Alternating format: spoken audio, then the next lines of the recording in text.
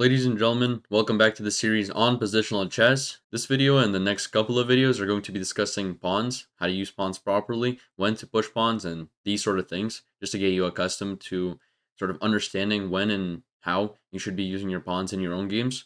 This video specifically is going to be talking about very much advanced pawn and just pretty much pawn wedges in the enemy camp. An example of that is from this position, which arises in an actual game. This was a sort of Benoni setup with a very unorthodox line. This line is very uncommon. It's mostly used as a surprise weapon. And some of the kind of puzzles from this video are going to be used from a book called The Complete Manual of Positional Chess, Volume 2.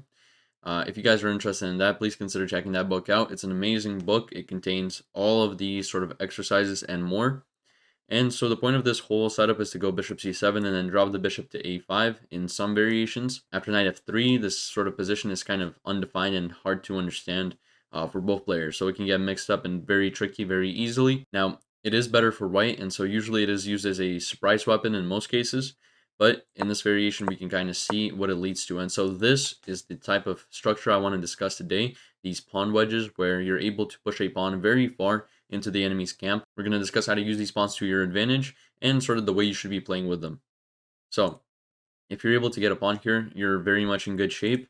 You're usually going to be able to trade these pawns off or lose them eventually, but you're going to create a lot of damage to the opponent's pawn structure, which is going to be irreversible. Now, knight f3 is the main line. You can also go for e4, which is a bit more convincing. You're going to send this bishop back, e6, bishop a5, and then e5. And this just wins the game completely. This knight is forced to move somewhere, and I'm going to demonstrate the difference between these two very shortly. So here this knight has to go somewhere. Most of the time it's going to go to e4. If it doesn't and just goes to knight g8, all the way back to the starting square, you have queen g4 and you win the game pretty much on the spot right here. If knight e4, you once again have queen g4. Knight captures this knight. Obviously, you're not able to capture this knight preemptively. There's a pin on your king. So after queen g4, knight takes knight. You're going to simply play queen takes g7. You don't really care about the capture of this knight. You're completely fine with that because you're threatening checkmate. Your opponent's going to give you a discovered check by moving the knight back. You're just going to play king e2. At this point, your opponent doesn't have anything besides rook f8. If your opponent doesn't do that, you're going to take the rook, and then it's going to be checkmate thanks to this very pawn, which is a great demonstration of how powerful advanced pawns are and how playing aggressively is the best way to exploit that advantage. And at that point, you can play bishop h6, and this is like mate in 7, very much forced. And so this position is obviously quite terrible for your opponent. So moving forward, let's look at what actually happened in the game. The difference between this, by the way, and knight f3 is very simple. There's no pawn on e4. So after bishop d6, instead of e4, if you play knight f3 and then bishop c7 and d6, you don't have e4, e5. So this knight doesn't have to move, and the knight on f6 prevents your queen from going to g4. I mean, also, so does the knight and this e2 pawn. But basically, you take away a lot of your counterplay by not allowing your queen to move out to the very active squares that it really wants to go to. Now, I'm not going to show you guys the entire game. Actually, only this one move. In the game, the move g3 was played. And the point of this move is that you're going to play f4 at some point, and then you're going to play e4, e5, and d6. So since this bishop plans to go on c7, you're going to have the opportunity to play d6 at any given moment. And let's say your opponent castles here, well, you can play bishop d2. If bishop c7 at any moment, d6 comes with great tempo. Bishop a5, f4 right away. Very powerful move. And then you have something like knight f3. You also have a very interesting idea with knight h3, which doesn't block your own bishop in, and it also allows for the rerouting of your knight to f2. Since you've already played f4, you can reroute the knight to f2, and you can play e4 and e5, and you can solidify, and you can have this insane, very, very solid structure with all these pawns connected.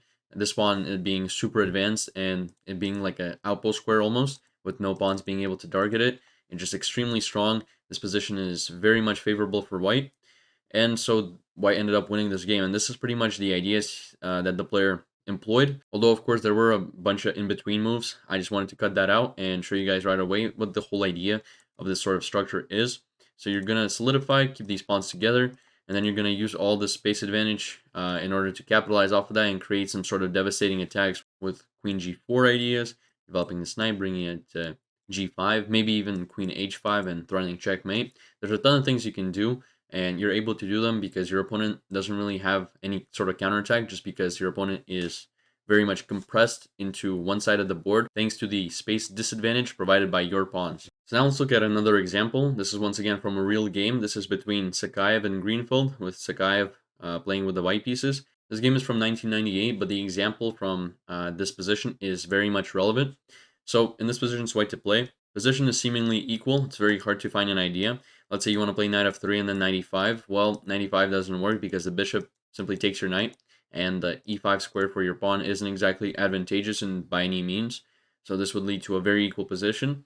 But if you look closely enough, you're going to spot the idea of playing queen g6, which is a very powerful move because it enables the eventual knight g4, allowing you to create a big attack on your opponent. In the actual game, Greenfield played queen f7. And so he's offering a queen trade. He doesn't want this queen near so close to his king. Obviously, he wants to get rid of it. Sakaev here played a wonderful move with h5. And after forcing this queen trade, now there's an extremely strong and advanced pawn on g6. As we can see, he controls any getaway squares for this king. Now this king is almost trapped in this kind of shell. So the advancement of this pawn was enough to justify the trade of queens. Now this position is no longer equal. Sakaev has the initiative. And so as the game went on, we saw some shuffling of the pieces. Sakai went to knight e3. Knight e3 is a very strong move because it attacks this pawn. So rook to e8 was actually somewhat, not a blunder, but it was a mistake. The rook was better placed on even d8. And now the only way to defend this pawn is really to play rook d8.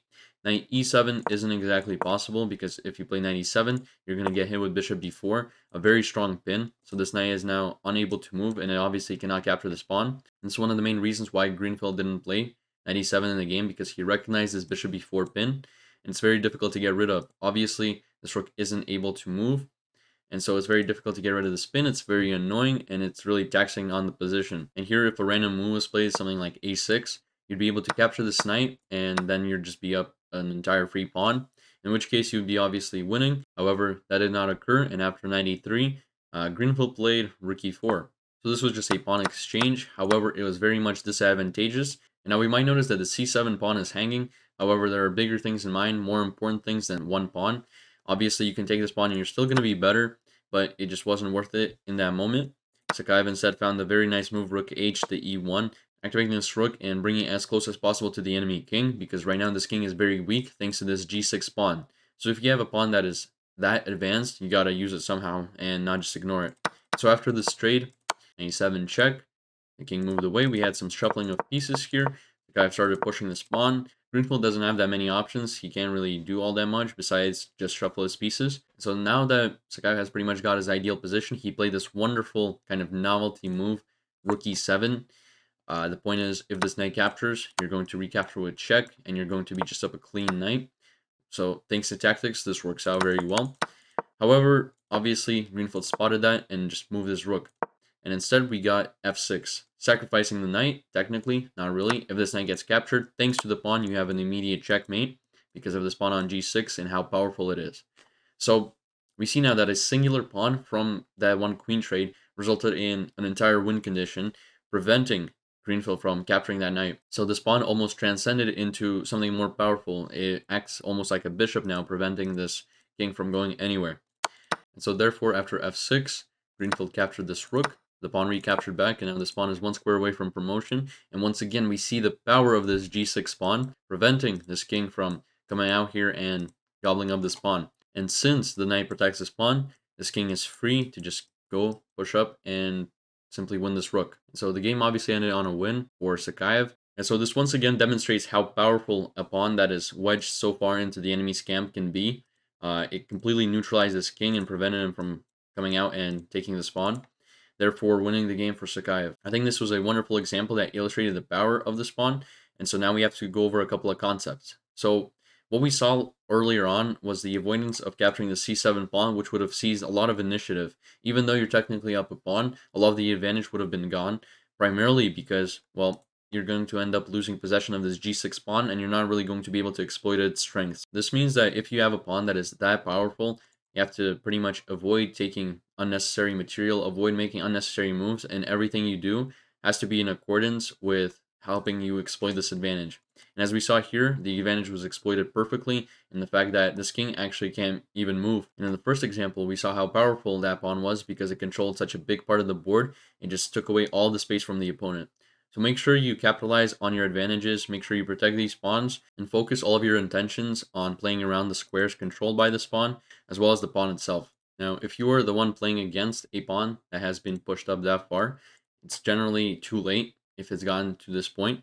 But if it has, your best bet is trying to get rid of it. So seizing it, sometimes sacrificing material is okay, or weakening your pawn structure will probably be better than the consequences of keeping the pawn around. Now, ladies and gentlemen, this sums up everything I wanted to show you for this positional chess video. Hope you guys found this video useful, and if you did, please consider checking out a video to my left. As always, thank you so much for watching, and I hope to see you in a future video.